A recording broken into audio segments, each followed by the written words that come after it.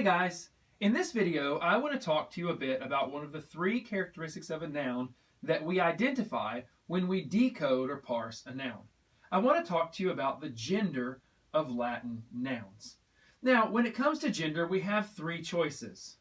A noun can be either masculine, feminine, or neuter.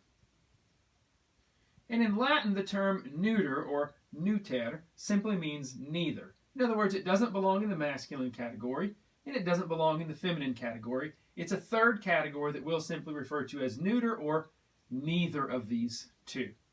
Now, in English, we have gender in our nouns. We just typically don't think of it all the time. We can see gender in our nouns, for instance, when we think of the pronouns that we would replace those nouns with. So, for instance, the word boy is obviously masculine, not merely because it refers to a boy, but because we would replace it with the word he.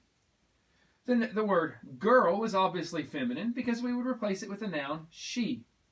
And the word dog, for instance, is neuter. We would replace it with the word it, unless, of course, we know the gender of our pet. But in English, not all nouns can be figured out as easily as these. For instance, consider the word ship.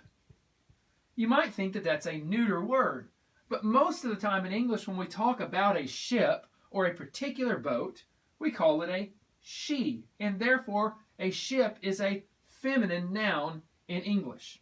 So you have to understand that gender for nouns, while it oftentimes does correspond with the natural gender of that noun, it does not always correspond with the natural gender of that noun. And that is especially the case in Latin. All nouns in Latin have a gender. But oftentimes, nouns that we would think of as being neuter, being an it, are either masculine or feminine in Latin.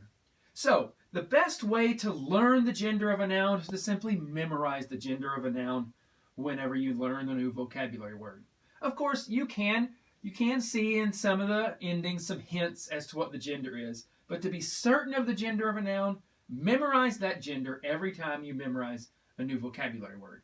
And you'll notice that when your vocabulary words are listed, for instance, if we have the word girl, you'll have two separate forms listed.